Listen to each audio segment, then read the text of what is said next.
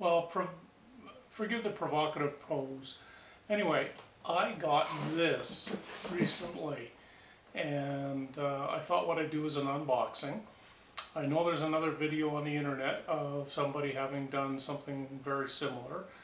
My take will be a little bit different on it, but I thought that folks might be interested in this. So this is a ECOS ESU command station. It's a complete DCC system, and it's something I did a bit of research on. This comes in, well, you know, the usual cardboard box. I bought it from a store and told them to leave it in the cardboard box so that I could go through this whole process. So step one is to get rid of the cardboard box. So it scoots over there. Could be reused maybe at another time. Little packing things off the side here. Don't have to worry about them for now either. And then you end up with this. So it's in its own protective little box here. We'll go ahead and we'll pull on that, open up the end here, back down, slide the whole thing out. On the bottom here is the manual. This is the German one. I've already taken out the English one and read it. I recommend you guys read the manual first because it'll go through a bunch of stuff that you should know. We'll just toss this back into the box over here. To take this out, it's pretty easy. Just pull apart there, pull apart there. Now you have the command station here, which is even oriented towards you guys.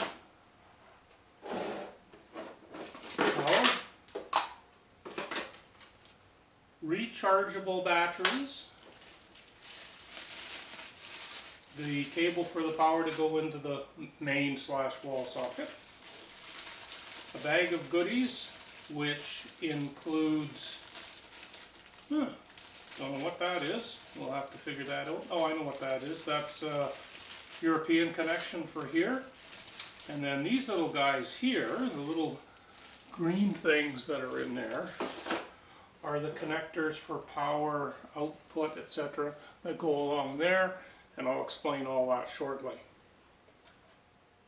So that's what you get in the box. Incidentally, this is going to go on my test layout initially. You can see here's my existing Cato transformer, and this is what the test layout looks like. It's one of the Cato systems that I got, the beginner sets. Added a couple of curves in there so that I could get a dog bone, and I use it for testing trains on, and I want to set it up on DCC now. Okay, so I took everything off the floor and put it on my workbench, or one of my workbenches. You can now see here's the main unit. There's power supply. There's the cords. That's European. That's North American.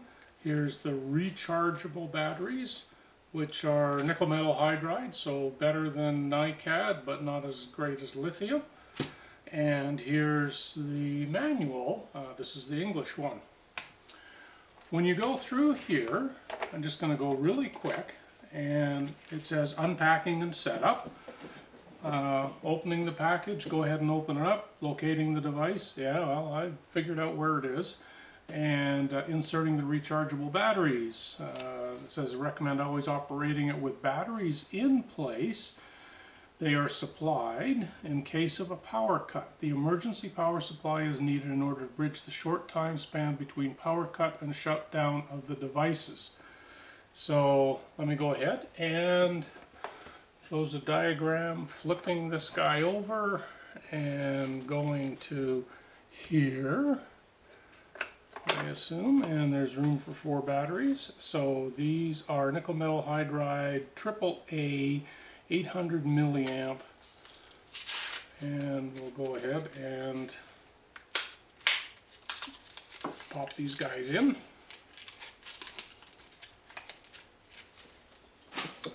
And as usual, it shows you which is the right way to do it and which isn't. So these go in like that, like that, like that. that. Then the cover, you can see there's a piece there to hold them in. Cover goes back on. That's pretty straightforward. And I can turn it over for me or turn it around for you guys so you can see. Once that's done, it does say here somewhere that you should turn this thing on for 4 hours with the batteries in to get them fully charged. Starting up quickly, overview of possible connections. They immediately go in and review the connections that are along the back here. So you can see from the manual that up here they've got all of that. So they'll go through that in more detail. And the next step based on this is to do the wiring and set it up. In order to do the wiring, what I'm going to need is, I'll need the power cable here. So power cable out. And the usual twist tie around it. Make sure you get the North American power cable. This is just going to fit into here. Now they do mention in here that on this you have a small accessible area right here with a little rheostat dial. What that does is set the voltage, and when you look here it will say all the way to the, no, that's throttle, and I'm now on page 11. It says N gauge is 15 to 16 volts and G gauge is 20 to 21, and all the way to the left is around 14.5 volts, and all the way to the right is 21.5. So I'm going to turn it all the way to the left with my screwdriver. It was already all the way to the left, so it's kind of good that they did that. So that part's now ready to go. The next thing I'm going to have to do is, I'll have power input there. That's not going to be an issue. Here's programming track and main track. Rest of this stuff I'm not going to care about at this point in time. The goodies over here, similarly, I'm not going to care about. You can check in the manual what those all are going to do. I'm going to get set up for this programming track, and sorry, the main track. And in order to do that,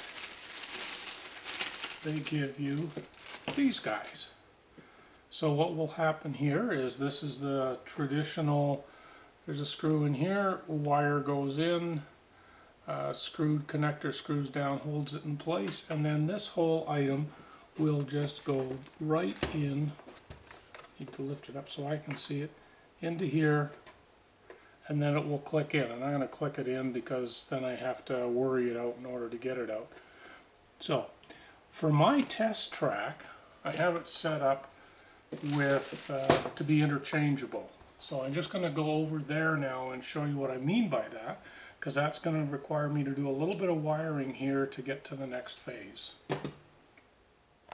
So on my layouts, what I've done here, although you can see that you get this connector with Cato, which is the old Tamiya battery connector.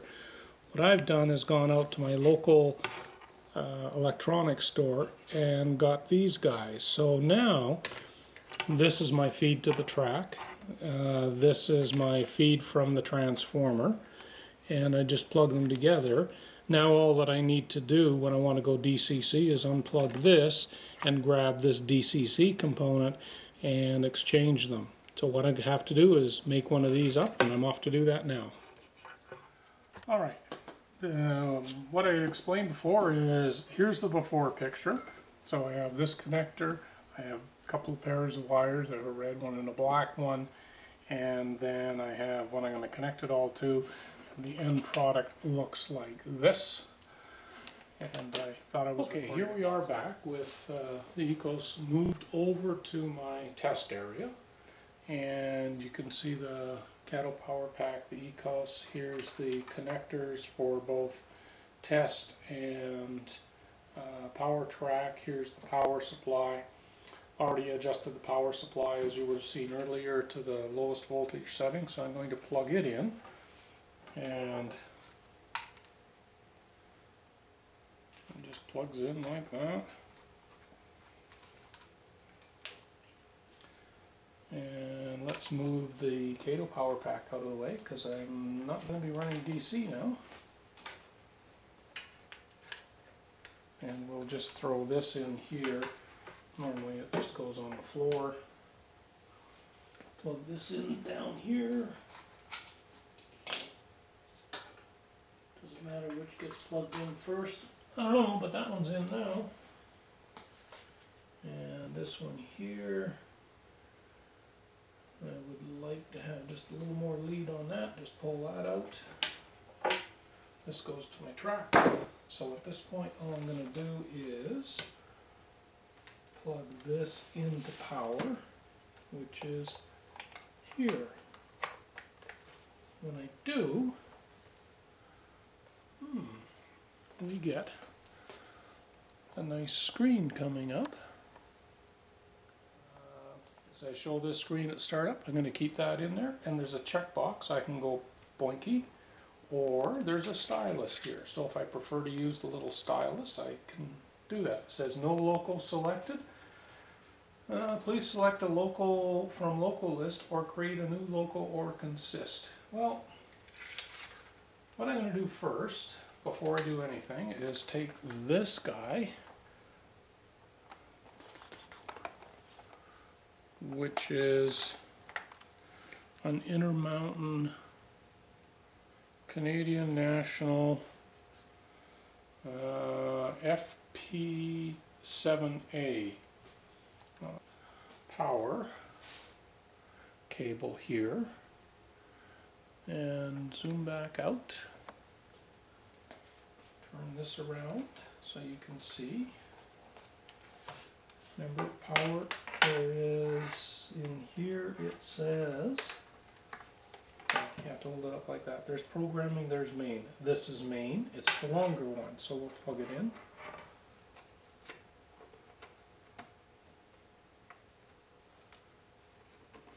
Okay, so it's plugged in. I'm going to plug in the programming track one too, in case I decide I have to use it right away for some reason. So now we have both of those all the way in there. Let's turn this all the way around again. And what I'm going to do, remember, I haven't been doing any special setup. Plug in the track.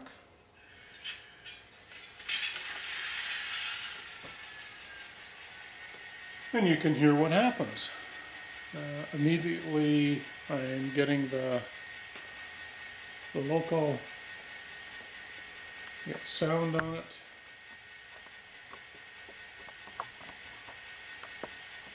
And lights. I'll just go up to there, and then you can see where Buddy is sitting there waiting for something to happen. While it's waiting for something to happen, it says no local selected. I am going to go to, well, it says select here. Does that do anything?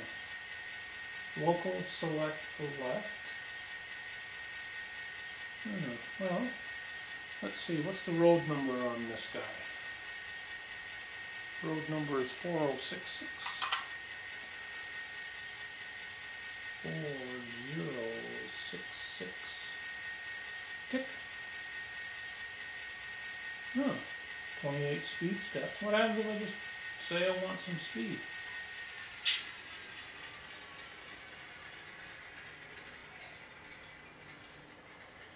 Starts moving, but for whatever reason the lights are off and other things are off. Now I know F8 is sound, so let's hit F8. There's my sound. And lights. There's my lights, so I got lights and sound. And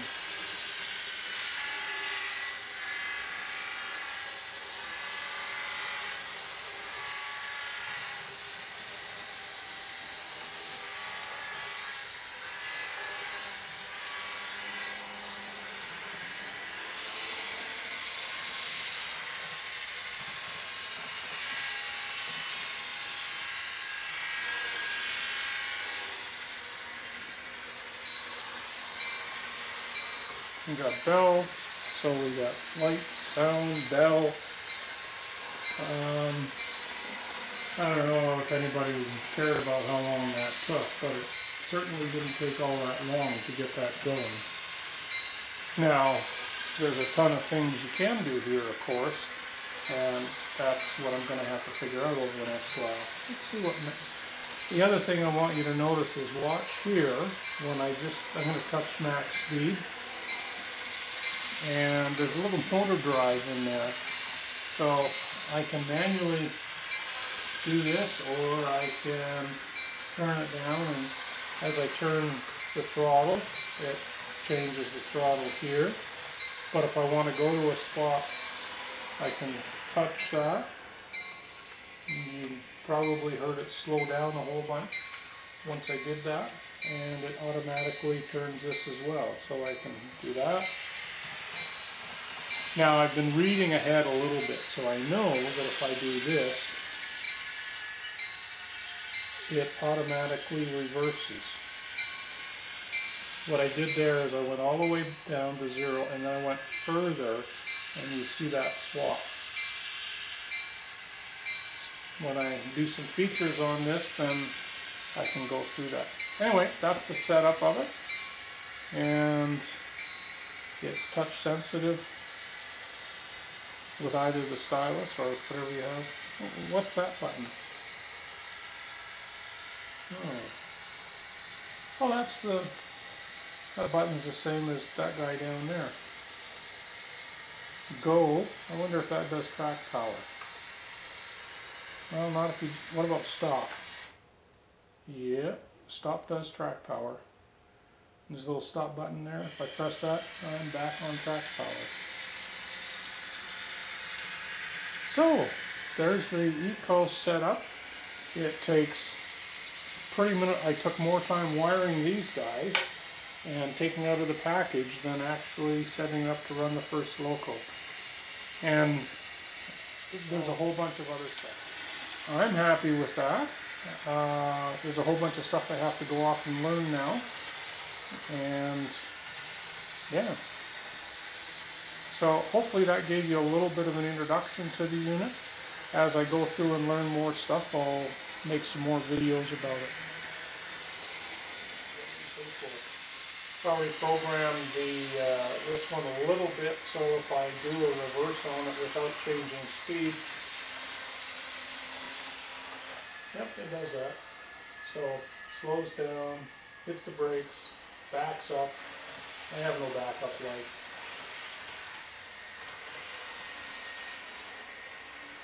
Little guy runs great. So reverse again.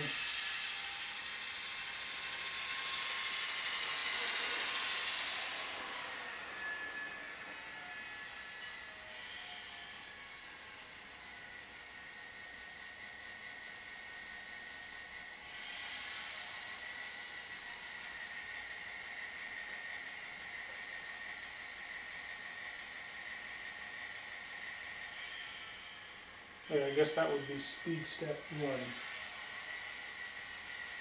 Although then that would give me